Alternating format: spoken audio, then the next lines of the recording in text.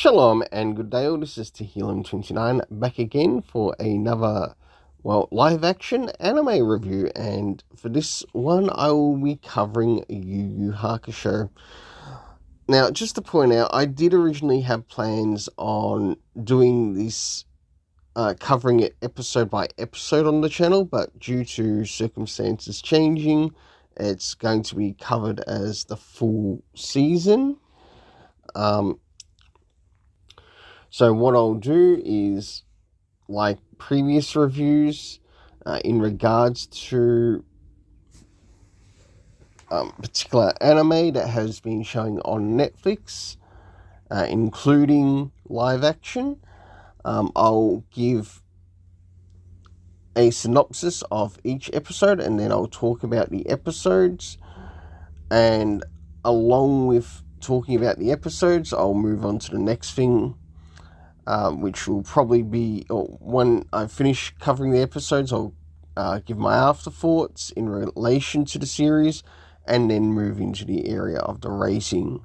So let's get started. Seeing that there's only 5 episodes to YuYu Hakusho, I will bring up something about this, probably in the area of the afterthoughts, as to what they, to which I really think they could have done better with the series.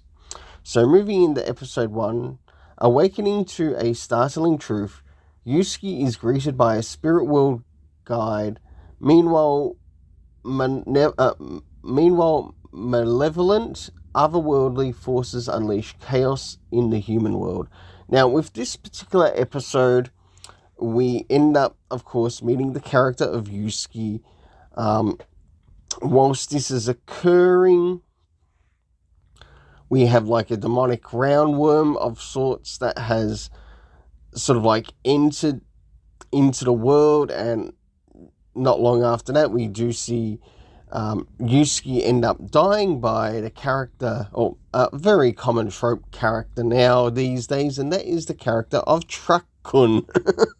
And I must admit, it wasn't really necessary. They should have kept to what it was originally in the manga, to which also some of the locations to which were used in this particular episode didn't quite help a lot with the story. So moving into, after he returns, we of course meet the characters of Keiko, who is like considered one of his best friends. In school, we also meet Botan, who we know that her connection is to the spirit world in this story. Of course, there's the kid's life that he saves. Plus, on top of that, we do sort of meet Kuwabara early on in this part of the episode, and we move sort of like into the next part, to which this story starts to bring Yusuke into what would be the Spirit Detective arc. But I'll say one thing, the Spirit Detective arc should have been covered a little bit longer in this series. So jumping into episode 2, to which not long after Yusuke returns from the dead as well, he's now given a role to reclaim back 3 objects that have been stolen from the spirit world, which are of importance. And the synopsis is: rogue yokai steal 3 dangerous objects, to which we learn the name of these yokai as Hiei, Kurama, and Goki. And each of these objects work in 3 separate ways. As Yusuke grapples with his new powers, children playing at the park mysteriously collapse to the ground, and this connects to one of the items, to which we do end up seeing Yusuke go up against the character of Goki. My only issue in regards to this is sort of like the place to which I got my images from. It didn't actually sort of like provide a picture of Goki, and it would have also been nice to see the character of Goki actually on one of the posters. Yes, his time might be limited in the story, but for what it is, he's still a part of the story. Moving into episode 3, charged with reclaiming the final dangerous object. So, in this particular part, Yusuke infiltrates a mansion. Later, Konma assigns him a powerful mentor to help with training. Now, we learned that this mentor that will be helping with his training is named Master Genkai, who is basically a female teacher, but this teacher is also a part of the manga, so props to keeping to what the manga actually shows. So with this, we do see him finally obtain one of the objects, or getting close to obtaining the final object, which is like a type of dagger of sorts, because he finally obtains the objects that are connected to Goki and Kurama, and we also learn why Kurama acted the way he did, as we got to see a bit of his connection to his family in the present world. So jumping into episode 4, not long after Yusuke and Kurabara have had their training, and of course had some things take place on the Earth, on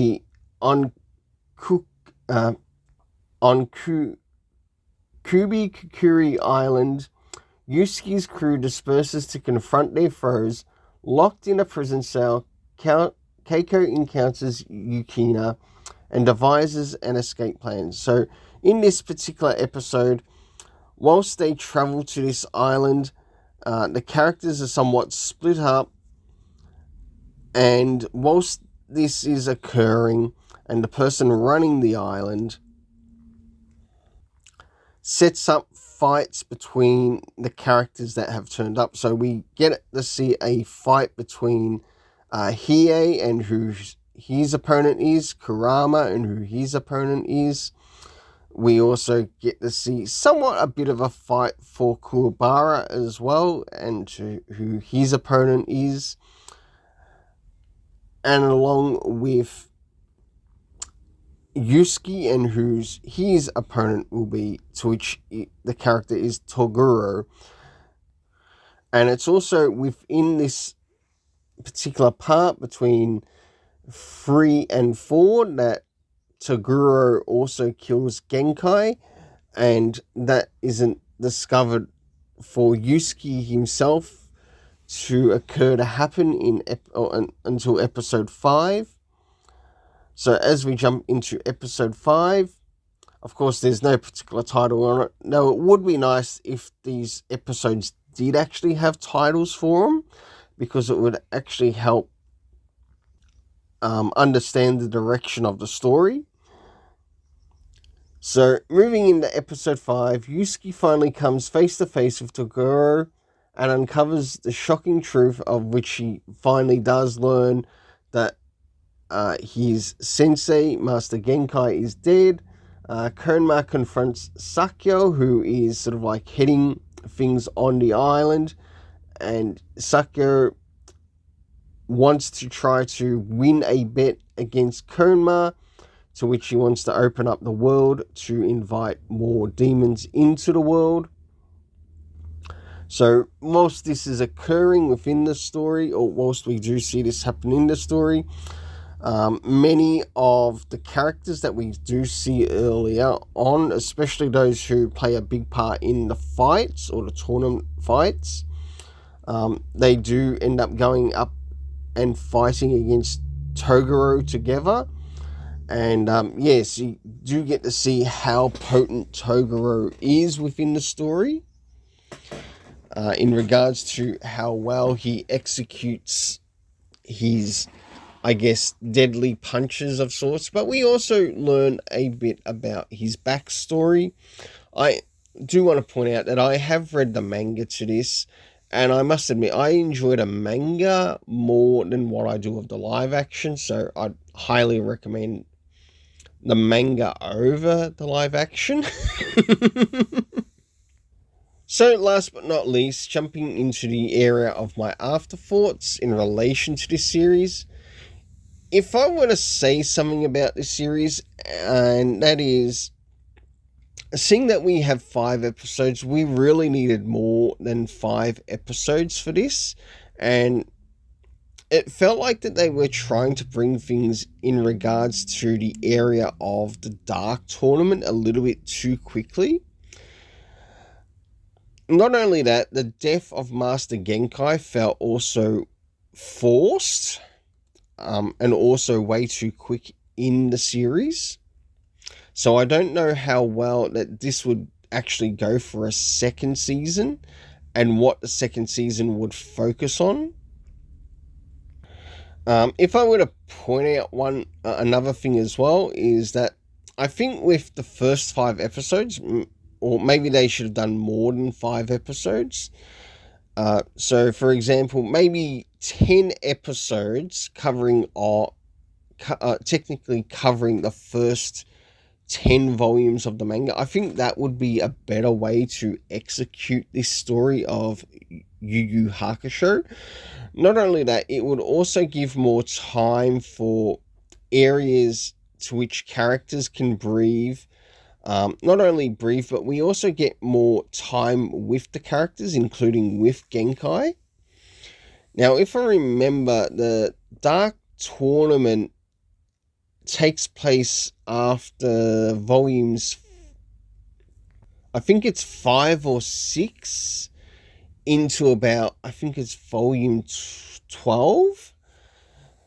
And the way that the story could be executed, and you'd also see the people who play a big part in the tournament, plus also on top of that, we'd also get to see sort of like the beginning of, say, the big audiences that attend this particular Dark Tournament. We also would get a better understanding of like who some of the big foes are that play a part in the story.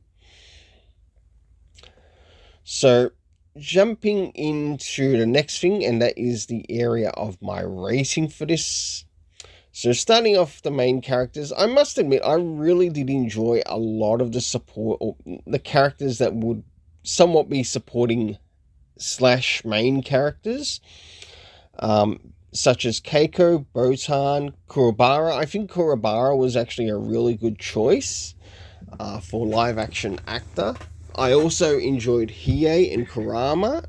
I was a little bit unsure about Hiei and Kurama until I got to see their characters in action in the story, and that changed my mind. So for that, let's now move into the main character rating, because they do in a way sort of like play as the main characters towards the end of the first season. For this, I will just give the main characters a 7.5 out of 10. Moving into the area of the supporting characters, to which we have, to which I'd probably center my focus on these characters as the supporting characters. So we have Keiko, Botan. We of course have some of the villains for this, including Toguro. I think Master Genkai was a really good choice. I liked the choice for Master Genkai, and it would have been nice to see more time with Genkai and Kurobara along with Yusuke. It's a pity because of how cut short the character was in this particular season. And because of that, I do feel it sort of loses some points in that. So I'm going to give it the same as what I gave the main character cast, and that is a 7.5 out of 10. I would have given it an 8 if they did allow more breathing time of that to appear in the season. So next is the area of the soundtrack being the next area for racing. Now, for the soundtrack throughout this first 5 episodes, I thought it was okay. It's not the strongest soundtrack that I've heard for a live action. I think the strongest soundtrack that I did somewhat enjoy was in the One Piece live action, and it really worked with the series. In regards to YuYu Hakusho, I think they could have worked on the soundtrack a little bit more. Again, I will give the soundtrack a 7.5 out of 10. I don't know if I'll be around to maybe cover the next season, and I would like to be around, but depending on circumstances here. Now, the overall rating, or the area and rating of the main story. Now, looking at this story from beginning to end, they really did need more episodes to build up more of the world, but not only of the world, but also of the characters in the world. Because with how many episodes we have here, I can understand that they can only fit so much into one episode. Though I think with it having more episodes, it would definitely open it up to understanding the world more better of YuYu Hakusho, especially for like when you're looking for a new audience, or you're looking for new people who might be interested in said manga by Yoshishiro Tagashi. So for the story, I will just give it a 7.5 out of 10, and that is pretty much it all around. Well, until then, let's keep it colourful and have yourself an awesome day. If you happen to have watched this series, what were your thoughts in it? What did you enjoy? What didn't you enjoy? Until then, let's keep it colourful and have yourself an awesome day.